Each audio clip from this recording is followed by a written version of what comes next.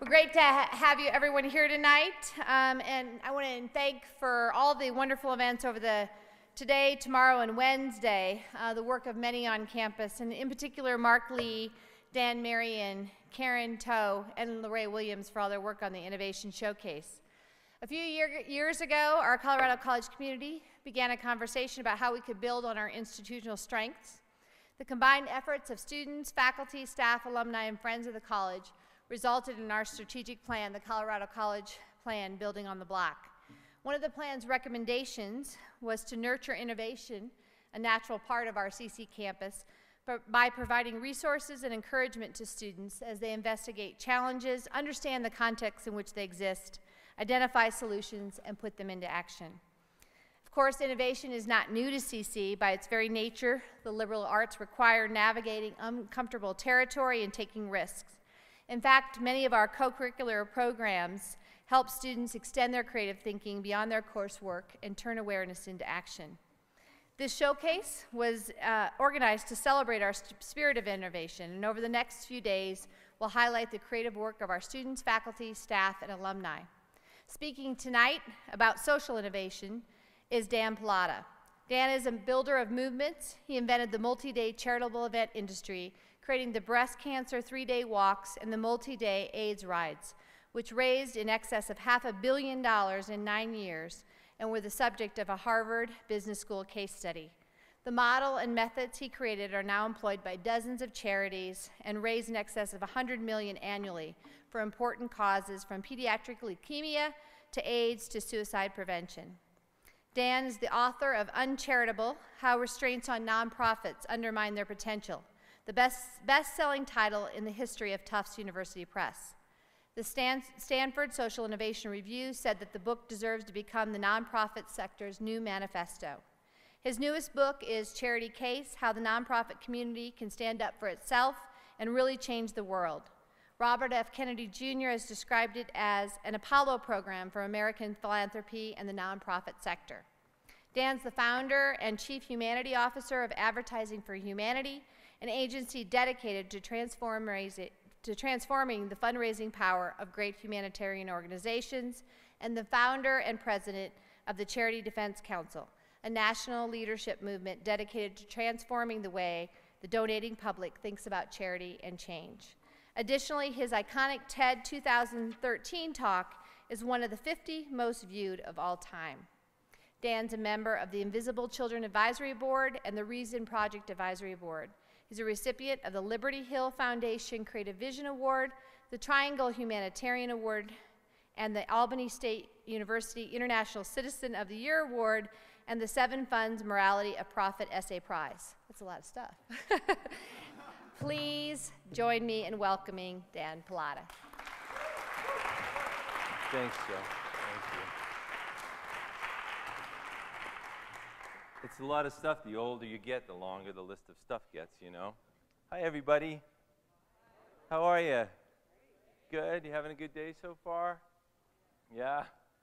Well, I wanted to thank Dan and everyone at the college for inviting me to be here today. Thanks to all of you for coming out to listen to what I have to say.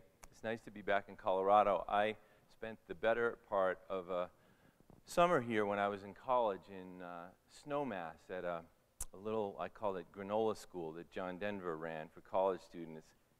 Now, how many of you even know who John Denver was? Like, sometimes kids don't know who Bruce Springsteen is. It makes me just want to cringe. And anyway, we lived in the mountains. We lived in teepees. Buckminster Fuller came and gave us lectures. We ate macrobiotic food. We took Aikido lessons. It was a total stereotype. You know, it was really, really great.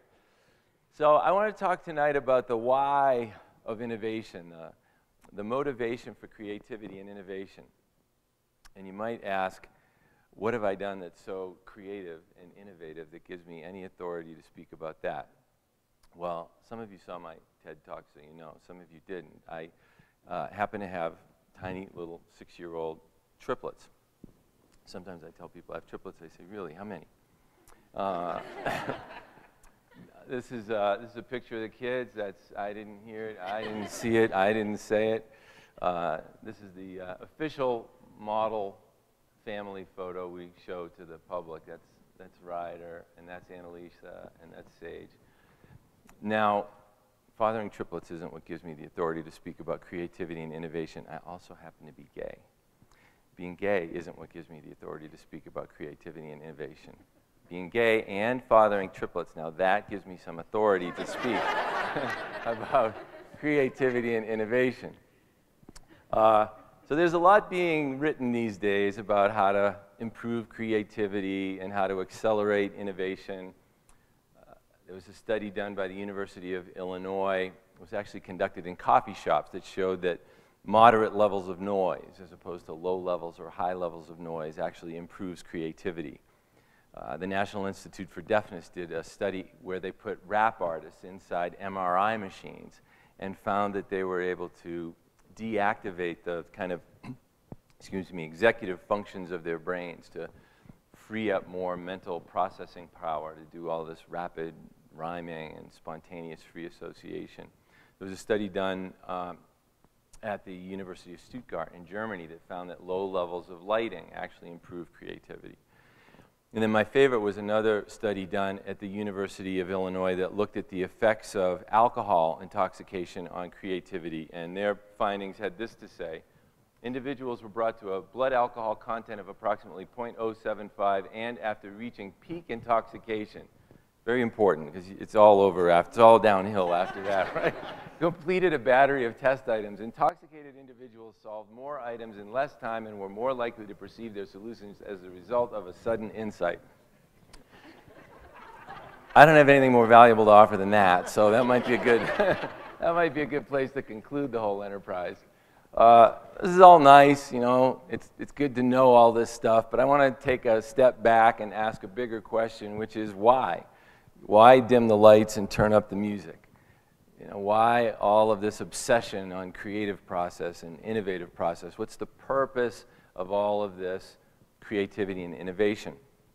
And the unspoken purpose, it seems to me, from the business literature, is to win. You know, it's to gain some competitive advantage. It's to crush the competition.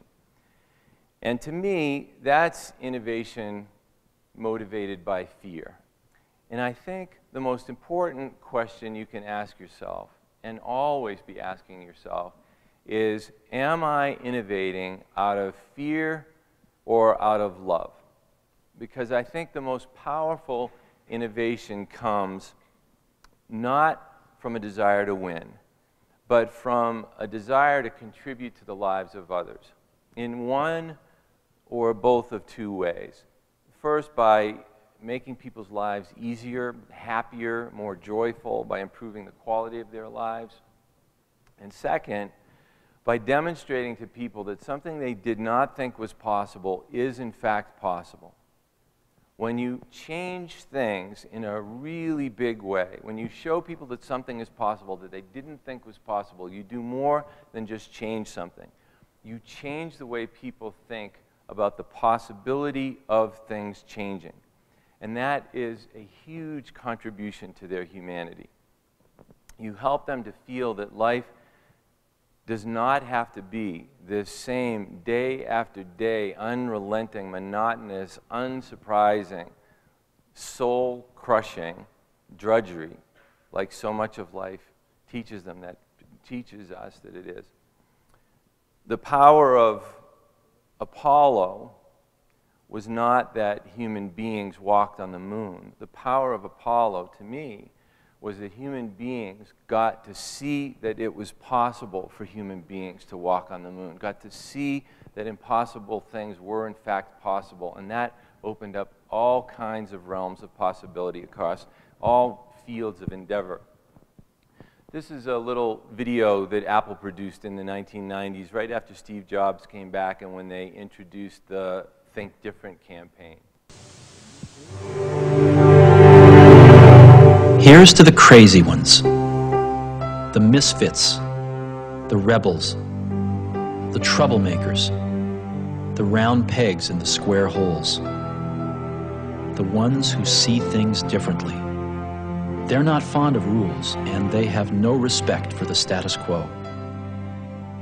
You can quote them, disagree with them, glorify or vilify them, about the only thing you can't do is ignore them, because they change things.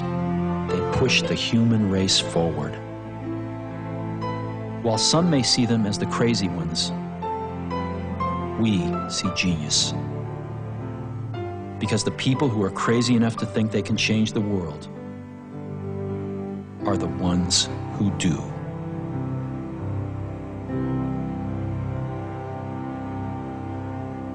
Now, to the outside observer, Apple was just making computers. But Apple believed that they were being called to a much greater purpose than that. Actually, Apple believed that they were destined to change the world. Now, Apple wasn't going to the moon, but what they were doing was making people's day-to-day computing lives easier, more joyful. And for those of us that spend all day long looking at a computer screen, that's changing our world. What Apple was doing was showing people that an awesome mobile phone experience was in fact possible when most people had resigned themselves to the idea that a mediocre experience was as good as it was going to get. So with respect to creativity and innovation, the desire to make a difference in the lives of others really makes a difference to the creativity and the innovation. Now, when I say make a difference, a lot of people think you have to go to Africa and fight poverty. They think that making a difference is the exclusive domain of the nonprofit sector. But that's not true. The tax status under which you work does not determine the difference that you get to make in life. You could work for a for-profit company and make a huge difference. And you could maybe work for a nonprofit organization and not make much of a difference at all. When I say creativity, a lot of people think about poets and painters. They think that creativity is the exclusive domain of the artist. But that's not true either. Every single one of us has the ability to be extraordinarily creative in our own field of endeavor. You know, children are extremely creative, and childhood is the heritage of every single one of us. And children are extremely confident about their creativity. I love that little story that I don't know if any of you saw it, that Ken Robinson told in his TED Talk, where he said that he talked about this little girl who's drawing a picture in her class, and the teacher comes over to her and says, "What are you drawing?" And the girl says, "I'm drawing a picture of God." And the teacher says, "Well, that's impossible. Nobody knows what God looks like." And the little girl says, "They will in a minute." and when I talk about innovation, a lot of people think that you have to have a PhD in order to innovate in this age of technology, or that you need to know how to code, or that you need to know how to write an app for the iPhone or create some new social media platform. But that's not true. If you can ask why, you can make a difference in any field. If you can live in the why, you can change the world. You know, Zipcar, for example, is a very innovative company, but it didn't take a PhD to figure out that it would be kind and considerate and convenient to put the rental cars where people were actually going to use them instead of far away at the airport, making it necessary to rent a car to go get your rental car, right? Sometimes innovation is as much about removing negatives from people's lives as it is about introducing new positives. In fact, it might be said that the two are one and the same. So if you worked for a company and you just started to make a list of all of the really dumb things that the company does and began to methodically eliminate them, people would all of a sudden start to say, "My God, they've gotten so innovative." So you don't need to work for a nonprofit organization to be driven by the desire to make a difference, and you don't need to be a PhD or a poet to create or to innovate. What you do need is love. And the good news is you already have that. You were born with that. Your natural feeling for your fellow man and woman, your inherent affinity for humanity. And when I say humanity, you know, I don't mean humanity in the developing world. I mean the humanity sitting right next to you right now. Your human understanding that to be human is to struggle, and your authentic desire to somehow lessen that struggle, to somehow ease that burden for other people. So it isn't about clever design, and it isn't about crushing the competition, and it isn't even about making money. It's not about making money, but making money isn't the primary driver of it. You know, Steve Jobs didn't say, I want to make a lot of money. He said, I want to make a dent in the universe. And he made a lot of money as a result of it. Walt Disney didn't say, I want to crush the competition. He used to go to Griffith Park in Los Angeles on the weekends and sit there while his daughter went around and around and around on the merry-go-round and said to himself, there's got to be something better than this, and created a category for which really today, even to this day, there is no competition. So I want to talk about creativity and innovation in two parts. First, I want to tell you my own personal story and tell you how that relates to the subject.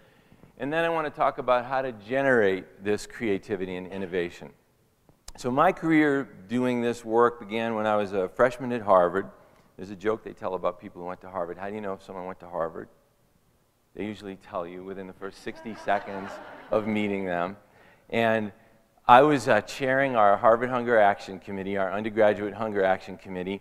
I was studying development economics, so I was 19 years old, and I was learning for the first time about the massive mortality caused by hunger and hunger-related disease. 20 million people dying every year, 2/3 of them children, mostly dying of things like diphtheria and whooping cough, and most of them dying of diarrhea.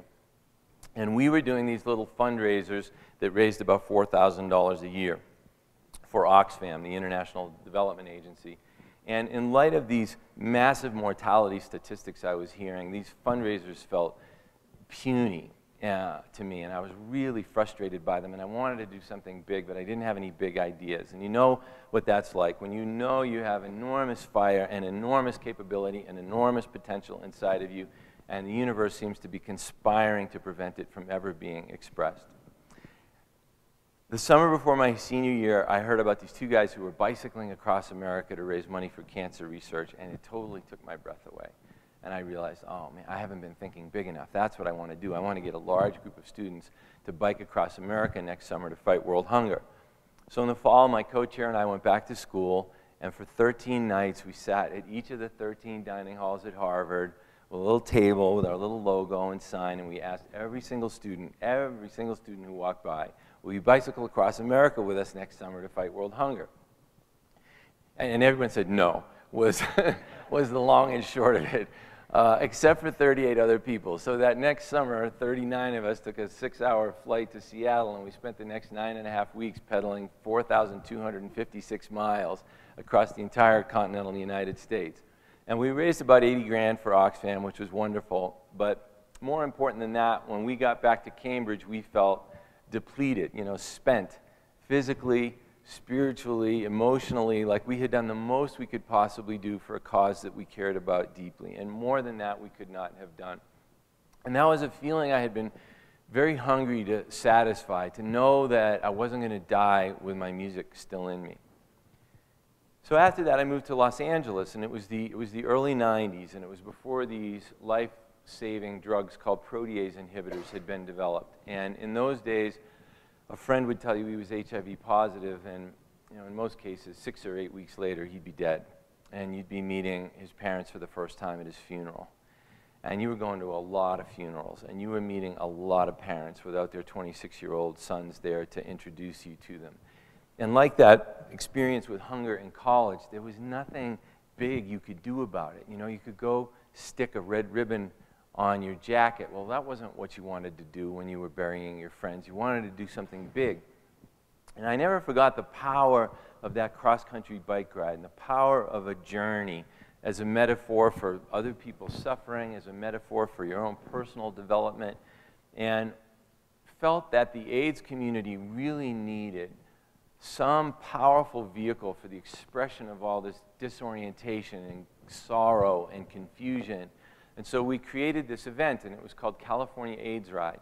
And it was a 7-day bike ride, so really long, right, from San Francisco to Los Angeles. And you had to go the whole 7 days. You had to go the whole 600 miles. You had to sleep in a tent overnight every night.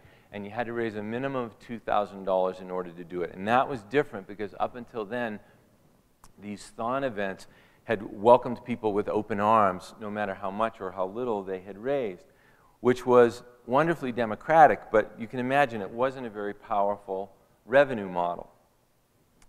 And we didn't market the events to athletes or to cyclists, which was also counterintuitive. We marketed them to average people who had it in them to do something extraordinary. So when I tell you we had the most motley crew of people pedaling their bikes from San Francisco to Los Angeles, I mean rear ends of all dimensions, breathing capacities of all types, you know, ragtag, trash bag outfits in the rain. These people did not look like Lance Armstrong. But that's what made it so beautiful, to see some 70-year-old woman who's terrified of riding her bike from San Francisco to Los Angeles, but she's lost her son to AIDS, and there's absolutely nothing that's going to stop her. And story after story after story like that. And that first AIDS ride netted about $1,013,000, which was a lot more than we had expected, so we began expanding them all over the United States, and we did them from Boston to New York, and Twin Cities to Chicago, Austin to Dallas. We did them across the Continental Divide in Montana. We did them in Alaska. And then in the midst of that began to look at the issue of breast cancer, which had really similar dynamics where people were losing, you know, their mothers and their wives, and all you could do was go buy a box of pink Kellogg's cereal during Breast Cancer Awareness Month. So we felt like people really needed something big to do, so we created this long 60-mile 3-day walk from Santa Barbara to Malibu. Same idea, you slept in a tent overnight, you had to raise a minimum of $1,200 at the time. And that first breast cancer 3-day was 4 times as successful as the first AIDS ride. It netted $4 million. And we began expanding the breast cancer 3 days all over the United States. And over the course of 9 years, as Jill said, we had 182,000 people ride or walk in one of these events. 3 million people donated to the events. They raised a total of $581 million. In 2002, which was the last year we produced the events netted, after all expenses, $81 million in unrestricted money, which was the equivalent of about half of the annual giving of the Rockefeller Foundation. We were a for-profit company. We would have called us a social enterprise back then, except the term didn't really exist. And we had, we didn't do any, we simply charged a flat fee for our work. We didn't skim a percentage off the top or anything like that. We had 400 employees in 16 U.S. offices. This was our headquarters in Los Angeles. It was built entirely out of shipping containers and raw lumber. This was before LEED certification existed. We had a very small budget, so we had to be very creative with how we used it, and it's amazing how not having enough resources will force a lot of creativity. So we created these cool tented villages that kept the heating and the air conditioning inside the spaces, so we didn't have to heat and AC the entire volume of space. We had our own 60-station call center so that we didn't have to subcontract out the call center work. We had our own media buying team. We had our own ad agency. We had our own recording studio for recording all of our television commercials. Even the management offices were in shipping containers. So if you had an executive who wasn't working out, you just pull a forklift up to the container, and that was the end of that problem. We had a 60-person logistics touring team with carpenters and riggers and electricians. The logistics on these events were really interesting. In some cases, we had as many as 6,000 people, and those people and the infrastructure to support them had to be moved every single day. So 6,000 people meant, for example, 3,000 little blue sleeping tents, all organized in different neighborhoods. So this is what one of those neighborhoods might look like, and there would be 5 or 6 neighborhoods like this. We had mobile catering operations so that we could serve hot breakfasts and hot meals. We had mobile showers, we had mobile sinks, we had mobile sewage treatment facilities. We had so many chemical toilets that you could see them from the space shuttle. We had to move the water stops every single day, so we came up with this interesting system where we put the water stops inside of little shipping containers, loaded them on a flatbed truck. The flatbed would drive the route at night, drop off the containers. The volunteers would open them in the morning, water stop in a box. At the end of the day, close them back up. The flatbed truck would come pick them up and lay them out along the next day's route. To us, these events were about a lot more than short-term fundraising. They were even more than about breast cancer and AIDS. To us, they were about human kindness and human community, and we worked really hard to elevate the themes of the events to those kinds of things for the participants. Our mantra on the events was human, kind, be both.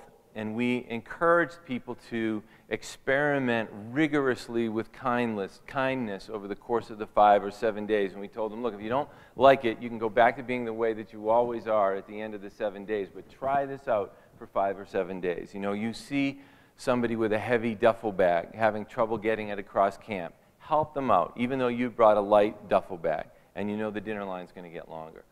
Or you see someone having trouble setting up their tent. Help them set it up, even though you know the shower line's going to get longer. I had one guy come up to me on an AIDS ride once and say, I fixed 13 flats on this AIDS ride, and none of them were my own.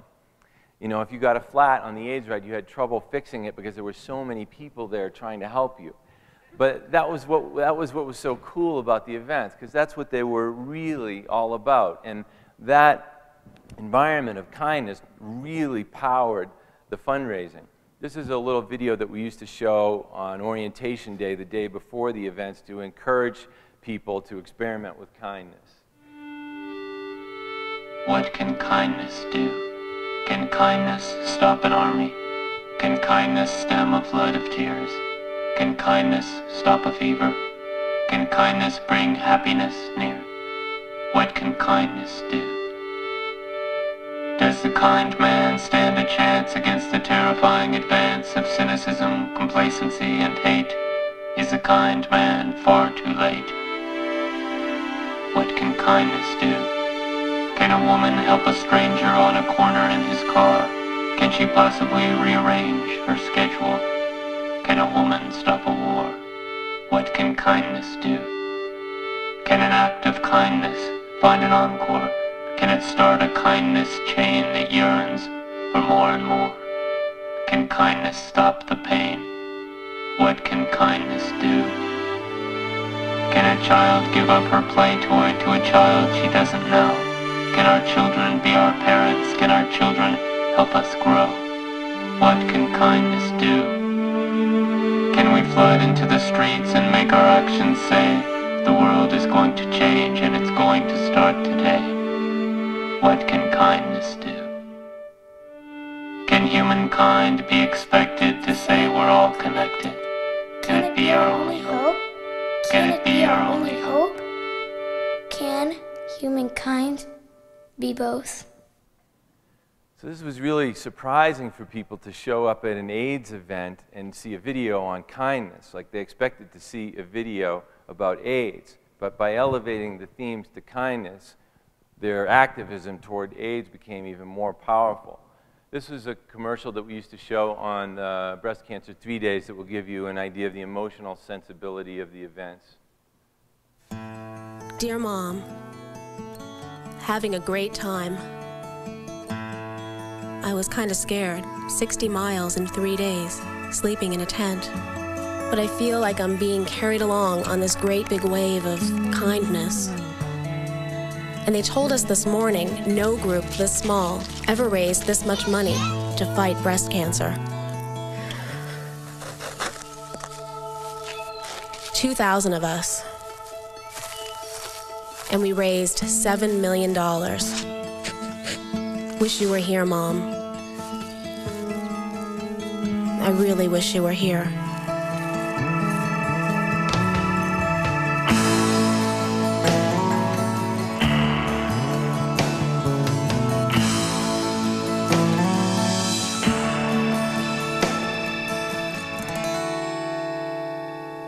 So why have I told you this story of the AIDS rides and the breast cancer 3 days? Well, there's a counterintuitive lesson in it, which is it wasn't our desire to make a difference that made the difference. You can want to make a difference all day long, it won't make any difference. It was our creativity and innovation that really made the difference. We broke all kinds of rules. We connected the dots in all kinds of new ways. We brought the world of major gift fundraising to this world of special events that had been defined by not major gift fundraising. We brought the best marketing practices of the giant consumer brands to this world that had been defined by Xerox flyers in the dry cleaners. Instead, we took out full-page ads in the major metropolitan papers, and we bought primetime radio and television advertising.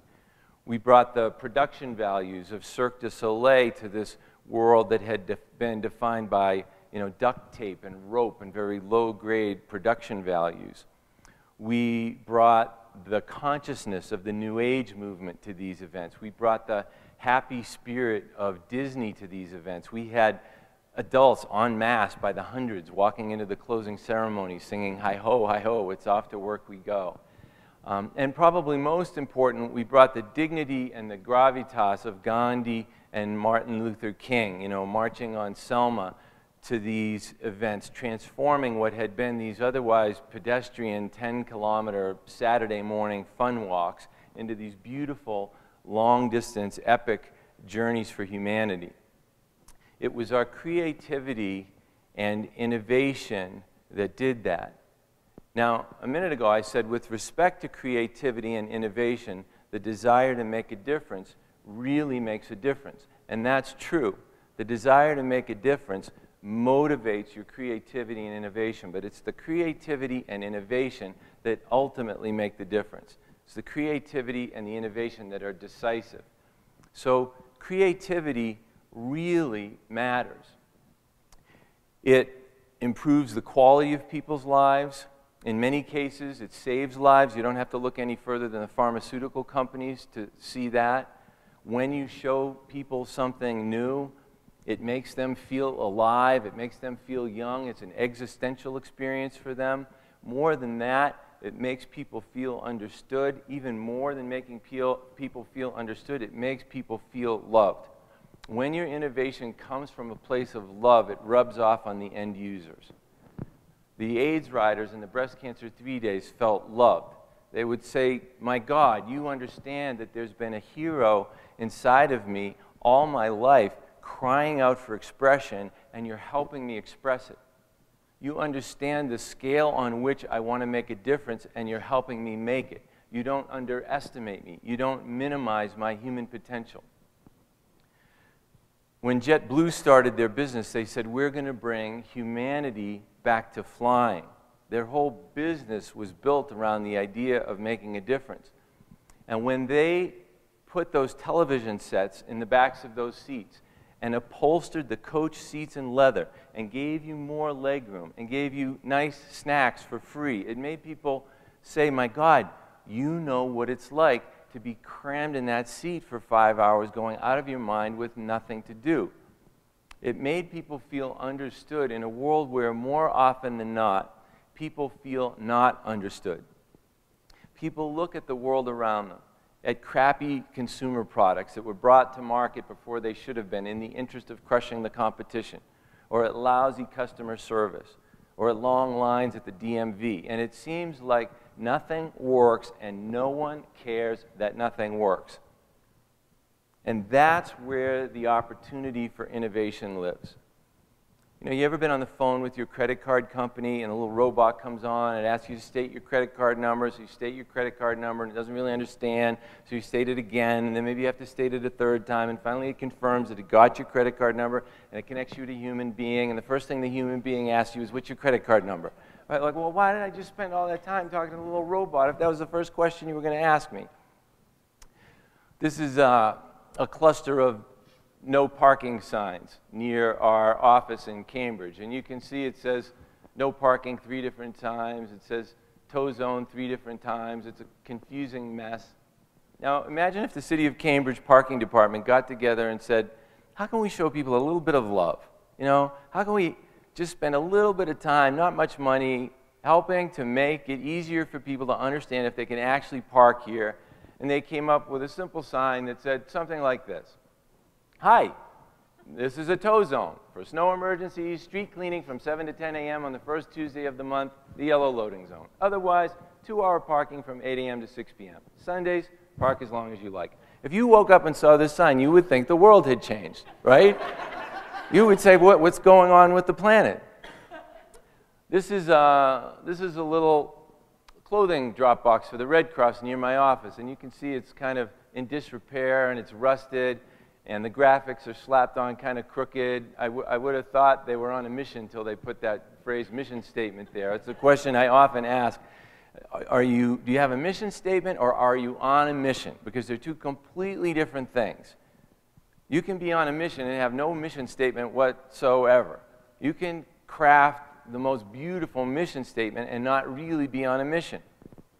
This is what that clothing drop box looks like in the winter when it's cold and people need warm clothing and you most want to donate warm clothing. There's snow blocking your way, it's filthy, it's got trash in it, it's actually ironically covering over the mission statement. Now imagine if the American Red Cross clothing box drop team got together and said, we are going to make sure these things are freshly painted. We are going to make sure that they're plowed within 2 hours of every snowstorm. We're going to excite and engage our volunteers to do this. We're going to go to Home Depot and we're going to buy red indoor-outdoor carpeting and we're going to roll it from the sidewalk up to the box. We're going to shine spotlights on it till these things are so welcoming and they become icons of our brand. You'd think the world had changed if you saw a clothing drop box that looked like that at night in a snowstorm, right? IBM is doing an ad campaign in the UK right now called Smart Ideas for Smart Cities. And here's an example where just a little bit of love takes the top of a billboard and folds it over to create some shelter for people in the rain. Or just a little bit of love creates a ramp for people to roll up their suitcase. Or just a little bit of love folds under the bottom of the billboard to give people a place to rest. You can feel the affinity, right, for the people that are actually going to sit there. This is a toilet, but it's not just any toilet. It's a toilet with a nightlight. And if you stay in as many dark, unfamiliar hotel rooms as I do, you could really feel the love in this innovation. I love that that's called a task light. That's really great. If you had triplets, you could really feel the love in this innovation where there's always one person fighting to get in with the other two. It's an air hockey table that allows 3 people to play. How cool is that? Or here's a case where just a little bit of love creates a handle in a skateboard so that you don't have to balance it and it isn't slipping out of your hand. These are the 2 cars that are parked in my driveway. That's a smart car. I bought one of the first smart cars that was sold in California, and within about a week of having it, some guy came running up to me with his arms wide open, and he hugged the car with me in it. I mean, he could just feel the love coming from the designer. This little electric car seats one person, it'll go 90 miles an hour. You drive it down the street. Little kids jump up and down for joy. Adults get smiles on their face like that they haven't had since they were 6 years old. Why? Because it makes them feel understood. My God, you understand the future that I hope to see before they put me in my grave. You know, we watched the Jetsons 50 years ago. Where is this stuff? The world needs more of this. This kind of thing makes a difference. So, how do you generate this creativity and innovation? Well, I want to deconstruct this kind of bandwagon mantra for creativity now, which is think outside the box. I'm really sick of this invitation. It's kind of become the new box inside of which everyone thinks. And it pays lip service to the notion of transformation without anybody appreciating just how radical and dangerous and threatening real transformation actually is. People would be terrified if something actually transformed. I think what people usually mean when they say, let's think outside the box is, let's do the obligatory creative thing for a little while, but please don't come up with any ideas that are actually going to create more work for anyone. Don't do anything that's going to actually disrupt the status quo, because the status quo is kind of working for all of us. So it's kind of a dishonest invitation and no great innovation. Some of you who haven't been out in the work world yet think that this is cynical, but you'll see when you get in these meetings that no creativity allowed in these think outside of the box meetings. Beside it being a dishonest invitation, it's really bad advice for 5 different reasons that I want to look at. First, you can't begin by thinking outside the box. You cannot possibly think outside of the box unless you understand intimately the nature of the box within which you are currently thinking. So when you start a meeting by telling people, let's think outside the box, and you haven't taken the time to actually understand the nature of the box, you just psych people out. So if you don't take the time to understand the nature of the box, you are doomed to assume the box. Your innovation will have the box written all over it. This is a little video on the classic method of training fleas. Training fleas requires a glass jar with a lid. The fleas are placed inside the jar and the lid is then sealed. They are left undisturbed for 3 days. Then, when the jar is opened, the fleas will not jump out. In fact, the fleas will never jump higher than the level set by the lid. Their behavior is now set for the rest of their lives. And, when these fleas reproduce, their offspring will automatically follow their example. So imagine if these fleas got together one day and said, well, you know, look, life has really gotten miserable, it's really confining in here, let's think outside the box. But they haven't taken the time to understand the nature of the box, which is it has no lid. So they start coming up with innovations like, well, let's create a no-flea fly zone, or let's have a one flea per child program, right? Their innovations are defined by them not understanding the nature of the box. So that raises a couple of questions. First, where are you acting like a trained flea? Where are you making assumptions that aren't true? So there are 3 kinds of assumptions you can make. You can make assumptions that are true, and those are good. You can make assumptions that are not true, those are not good. And then you can make assumptions that you aren't making any assumptions. And those assumptions will really kill innovation. And the fleas are making the assumption that they aren't making any assumptions. They're thinking outside the box, right? So they're making the assumption that they aren't making any assumptions, that there are limits on their thinking. The second question is, okay, how do I understand the nature of the box? And that's where the really interesting work of creativity and innovation begins. And the simple answer is, you come to understand the nature of the box by making that the goal. Instead of making the goal think outside the box, make the goal understand the nature of the box. By slowing down, by waking up, by getting conscious in very specific terms of the features of the box.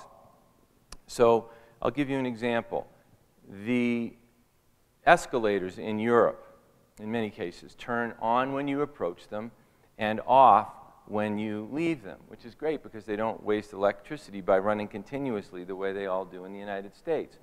But that's a very difficult innovation to come up with because the always-on-ness of an escalator is so persistent and so pervasive that it's become invisible to us. And it's really difficult to see things that are invisible, right?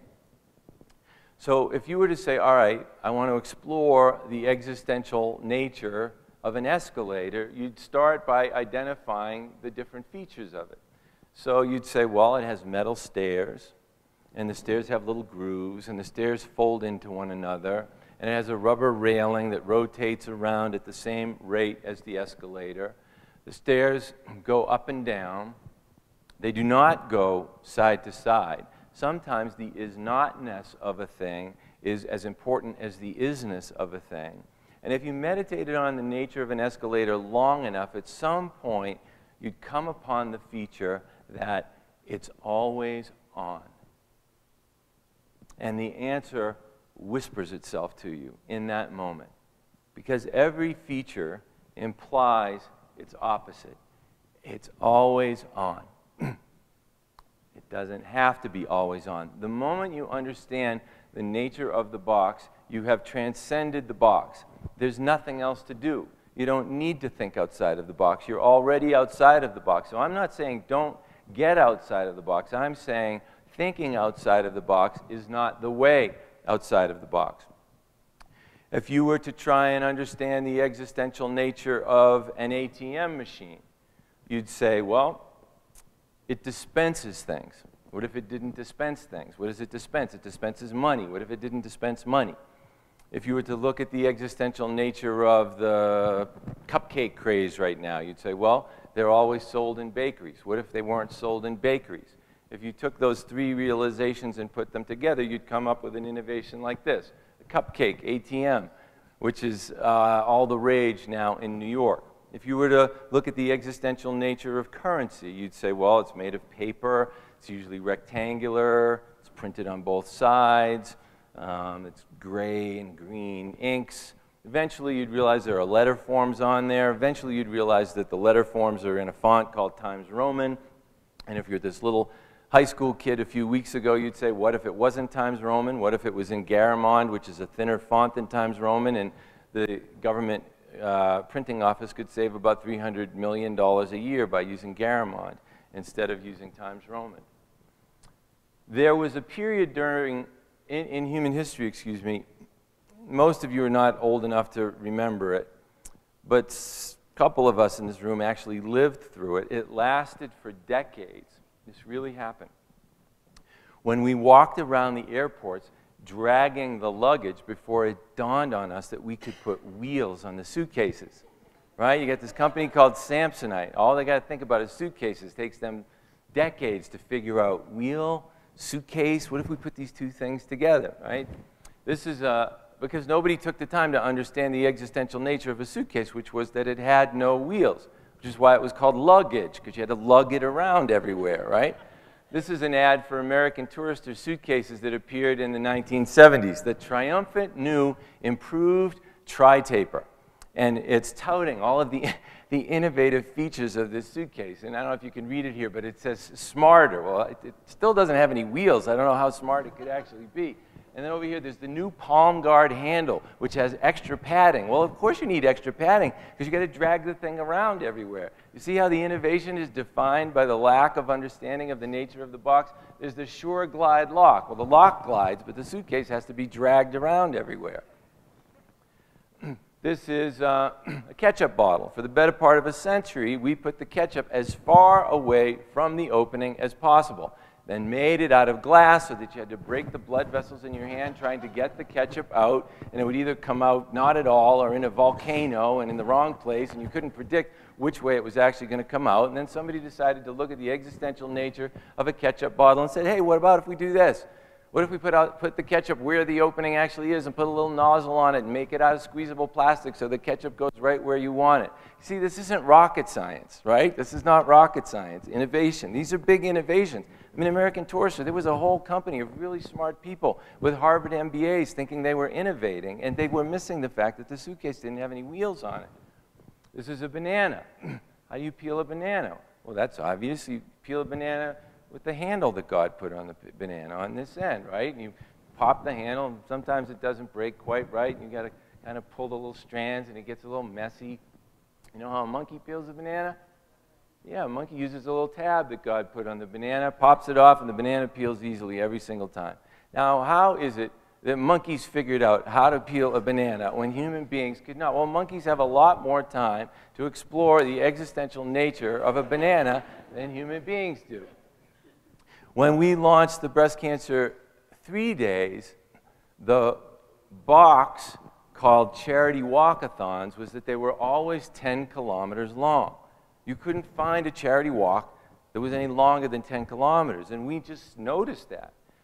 And the moment we noticed that, we could say, well, what is that? Some kind of a rule that if you're going to do a charity walk, it has to be 10 kilometers long? It must be, because everybody adheres to it. Well, let's break that rule. And we created the 60-mile-long Breast Cancer 3-Day, which revolutionized the industry. And now you'll notice that there are no walkathons any longer than 60 miles. So that's the new box. You can't do a walkathon any longer than 60 miles. A couple of years ago, the National Breast Cancer Coalition came to us and asked us to do a rebranding for them. And so we looked at breast cancer charity advertising, and we could see that the box there is hope. Hope for a cure. Give her hope. The hope walk, the hope dance, the hope ride. So the moment we noticed that, we were able to come up with this campaign in which we said, we're giving up hope. Hope is not what put a man on the moon. Hope is not what's going to cure breast cancer. We need a deadline. The National Breast Cancer Coalition adopted this, and they launched Breast Cancer Deadline 2020. President Clinton almost immediately became the honorary co-chair of it. and it completely transformed the organization. In the early days of the AIDS rides, we didn't have a slogan that worked. The first year we had the adventure of a lifetime. The second year we had challenge yourself and you will grow. And we knew that the AIDS rides were life-changing for people, that they were transformative, and we were having a lot of trouble finding a way of saying that to people. So 3 years into it, we said, okay, what's the problem here? What's the box inside of which we're trying to create this slogan?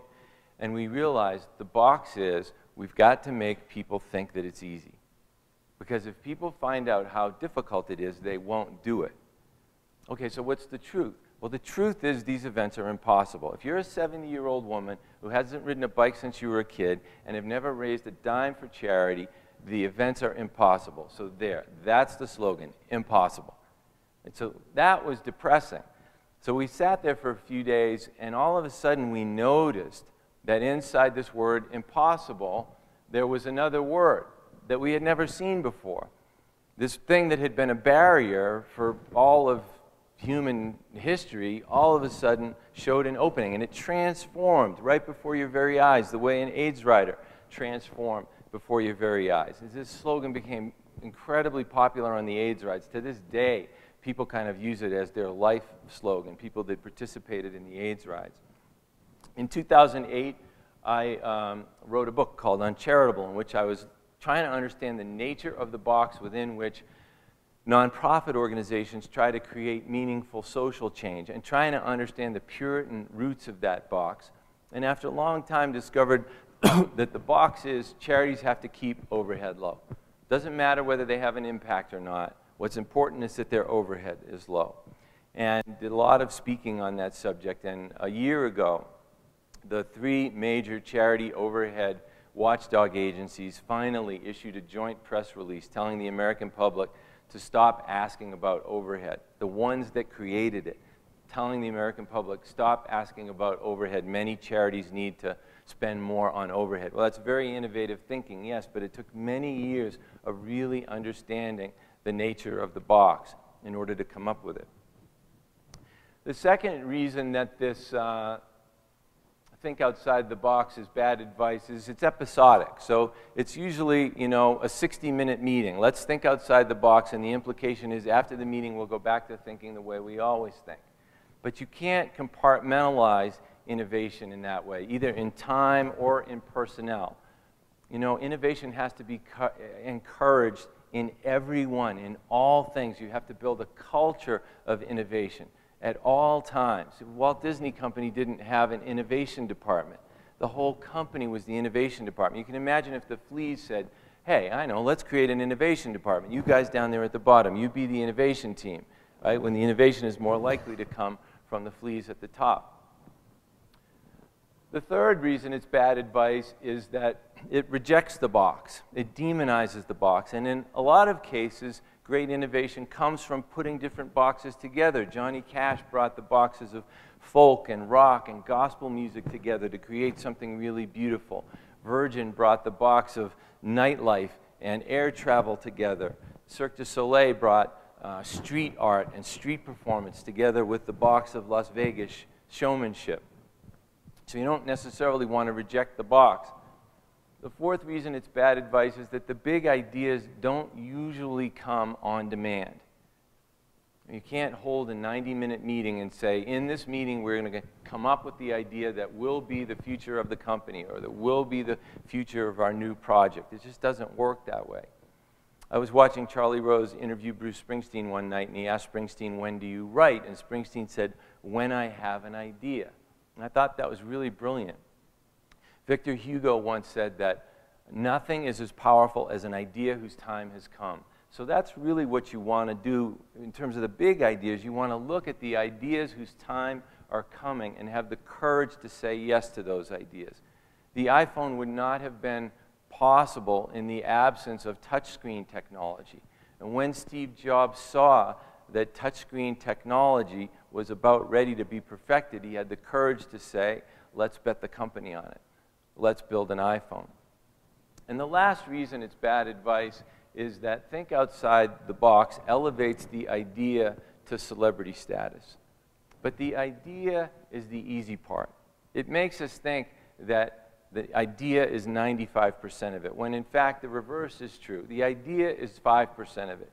95% of it is your commitment to the idea. Any fool could have said, let's go to the moon. But it took President Kennedy putting his whole reputation on the line. It took 400,000 people. It took 20,000 companies and institutions. It took $200 billion in present value dollars in order to make Apollo reality. Anybody could have come up with the idea of a more imaginative theme park, but it took Walt Disney going to Bank of America and mortgaging the company to get the financing to actually do it. So when I say commitment to the idea, I mean the people and the money that you commit to the idea. I mean your perseverance in the face of two kinds of criticism. First, criticism coming from experts, and believe me, it will come. And an expert, if you leave with nothing other than this today, just know that an expert is someone who can tell you exactly why something cannot be done. That's what experts are really good at. And the other form of criticism will come from yourself, from that punishing, incessant voice in your head that will be there all of the time saying this is a ridiculous idea, you should quit now before you embarrass yourself. So it's about perseverance in the face of that constant desire to quit. And it's about the quality of execution. You know, if the iPhone touchscreen only worked half the time, it wouldn't really be an innovation. It was the quality of the execution itself that made the iPhone so innovative. And last but not least, a date, a deadline. Now, a minute ago I said that the big ideas don't usually come on demand. That's true, but a lot of the small ideas do.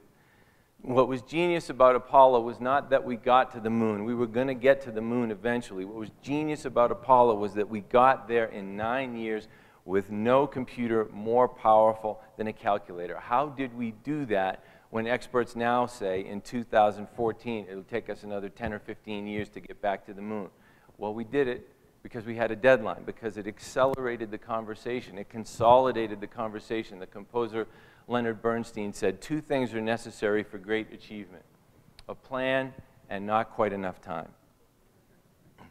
So those are the things that I know about creativity and innovation. Great innovation comes from great purpose. Work on your purpose. Align on your purpose. Understand the difference that it is that you want to make in the lives of other people.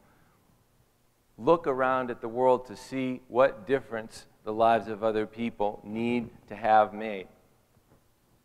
Understanding the nature of the boxes is the path, and love is the motivation.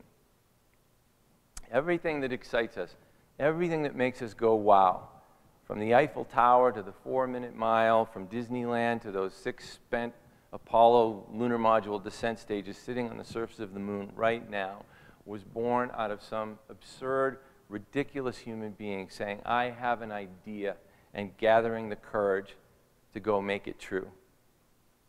Don't let the practical police defeat you. You know, there's nothing I hate more than when someone tells me, now you have to be practical about this. See, I don't believe that.